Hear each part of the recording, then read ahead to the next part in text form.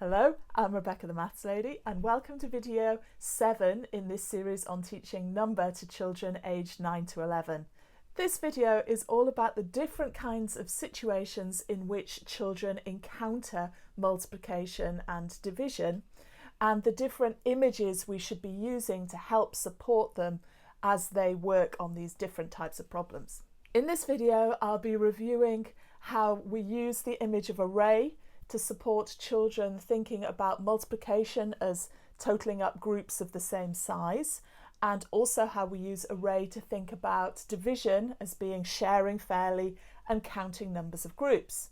Then we'll also look at multiplication and division as scaling, and we'll be thinking about multiplication and division in compound measures such as speed, where we're talking about meters per second. And finally, we'll touch on multiplication in situations involving combinations of objects.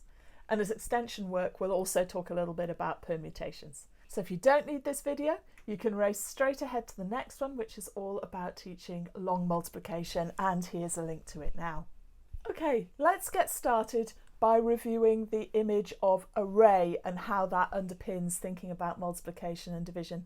Array is the image I use in all the other videos in my series on teaching numbers aged 7 all the way through to 11 because it is so powerful. It really does help children deeply understand what's going on in most situations with multiplication and division. So if we look at an array like this one, this array shows 4 lots of 6. There's one lot of 6 going across. And it shows that 4 lots of 6 is 24 if we simply count all the squares. So it shows 4 times 6 is 24. It also shows that 6 lots of 4 are 24. 6 times 4 is 24. Some people read those multiplications the other way round. That's fine. It shows both anyway, so we get to the same point. Now this same array also shows some divisions. If we start with 24 objects and we divide that number by 6, this array image supports 2 ways of thinking about that. So the calculation we're considering is 24 divided by 6. Now we can either think of that as being 24 objects shared fairly between 6 people. So our 6 people could be standing in these 6 squares here, and each of them will get 4 objects. If it was 24 sweets shared between 6 people, we could put 1 sweet in each place, and you can see each person is standing in front of 4 sweets. Each person is getting 4 sweets. So that answer is 4 by sharing fairly, but you can also use the other method for dividing by 6, which is to count groups of 6.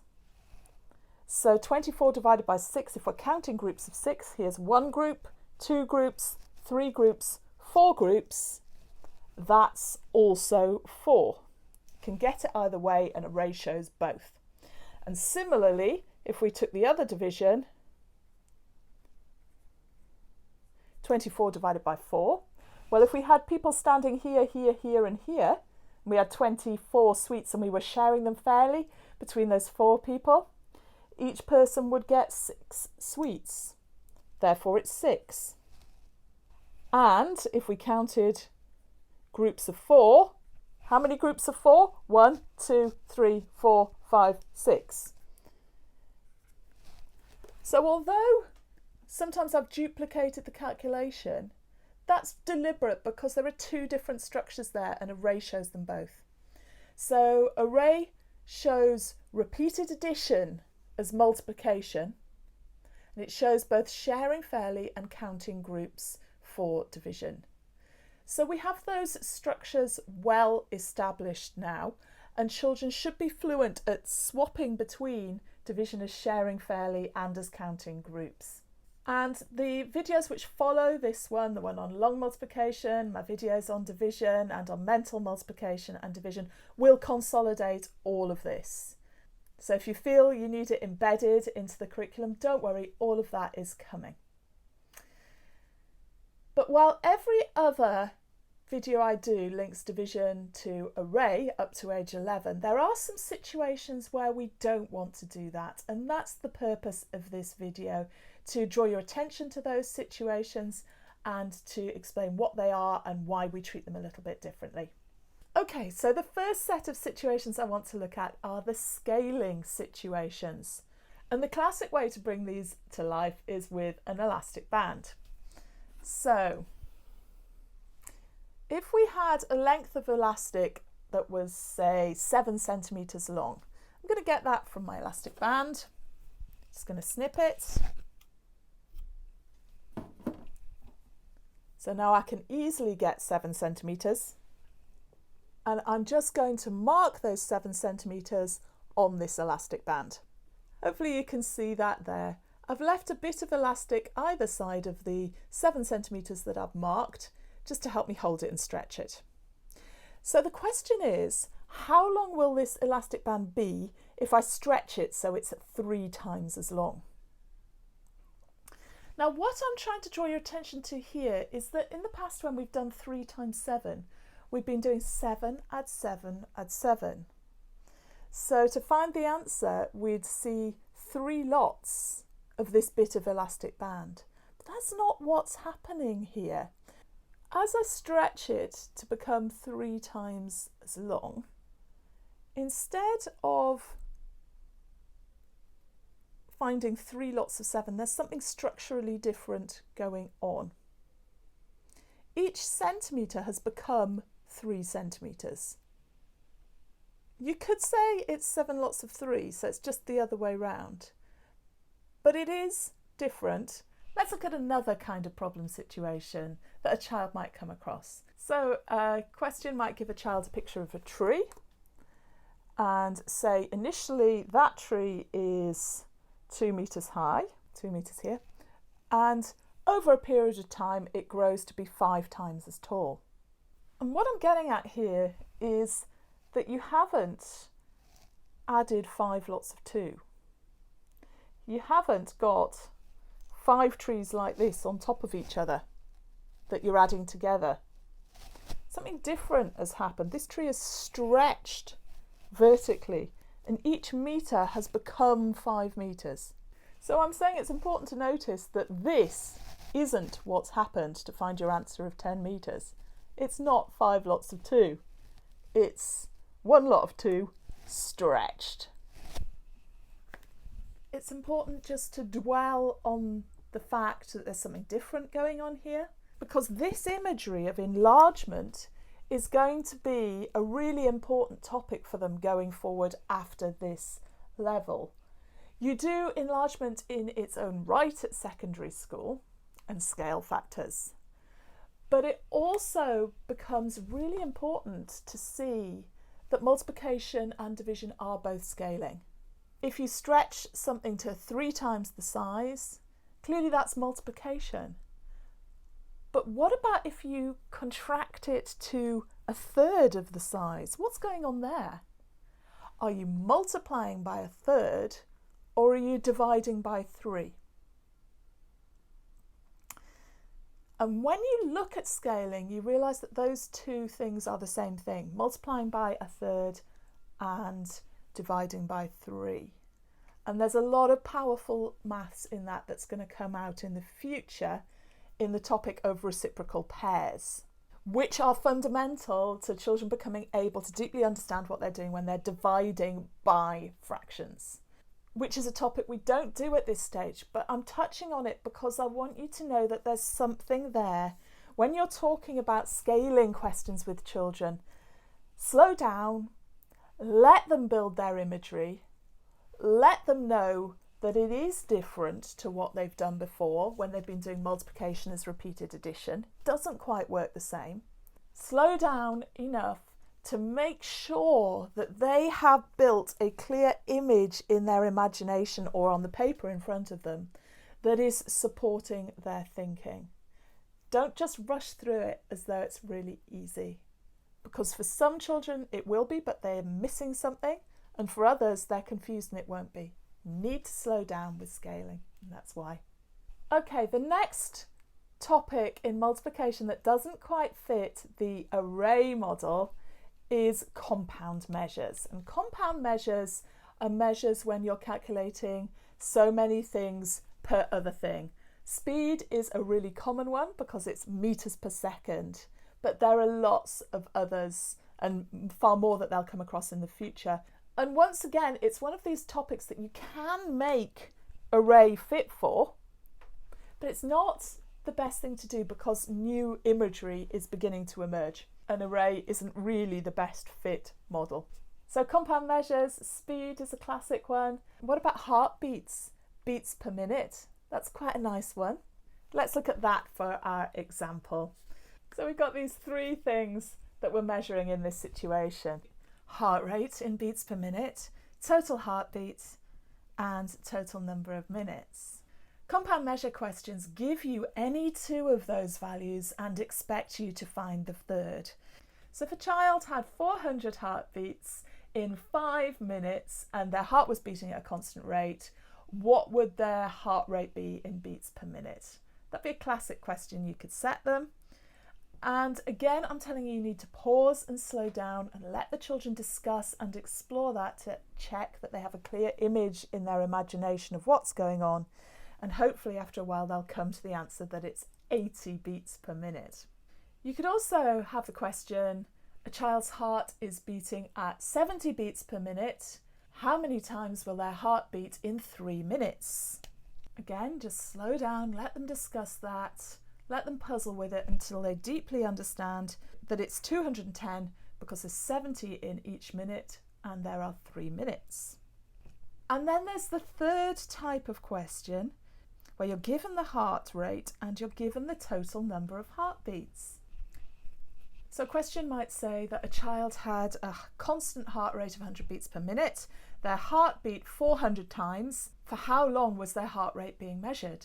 And again, children need to puzzle with that kind of situation instinctively until they deeply understand what's going on and why they need to divide 400 by 100.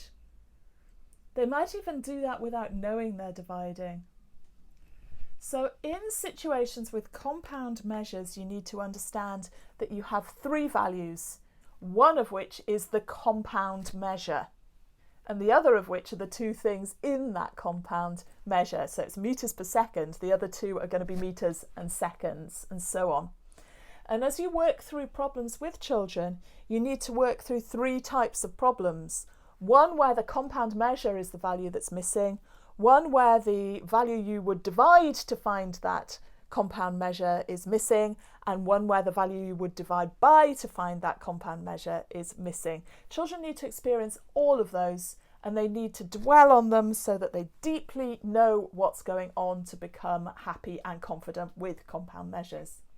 And the imagery associated with compound measures, well, you can do it with array, but I think that's unhelpful because quite soon in secondary school they're going to be coming on to functions and graphs and gradients, and larger compound measures give greater gradients. And if you do this really thorough foundational work with them now, they've got much more chance of understanding that, and actually using array can get in the way of doing that. Okay, the next multiplication topic that children really have to grapple with, which is on the English National Curriculum for Maths, is combinations.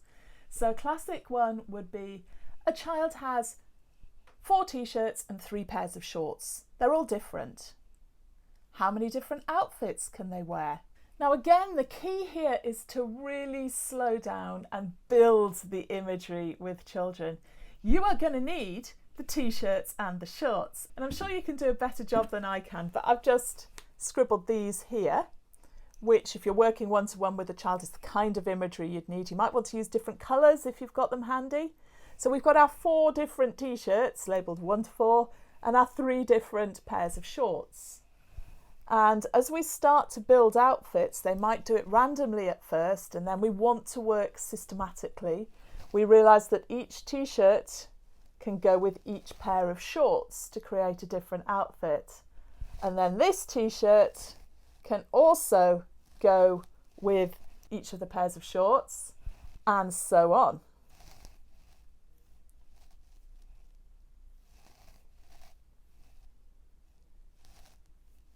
So for each of these t-shirts we have 3 pairs of shorts. Therefore the answer is 4 times 3. 4 lots of 3, because each of the 4 t-shirts give 3 outfits. And if you do plenty of these at this level, children will hopefully start to spot this generalisation, or at least be able to work more quickly on these problems as they get the hang of working systematically. So it's multiplication appearing in yet another context that's slightly different to the situations which easily revert back to array. You could do it with array, but it's much more helpful to go back to the right imagery, because doing so is going to set children up for further studies on this topic. So hopefully you can see some valuable extension work in each of those topics. They're all complex topics with plenty of depth and plenty of connections to be made. But if you'd like something that's just nice and a bit of a fresh challenge for your kids who are flying through everything and want something fresh and want something a bit different, I would give them the challenge of thinking about the different numbers of ways you can arrange a few objects in different orders. Now, a generalisation of that would just be to consider the digits 1, 2, 3 and 4. How many different 4-digit numbers can you make with those 4 digits?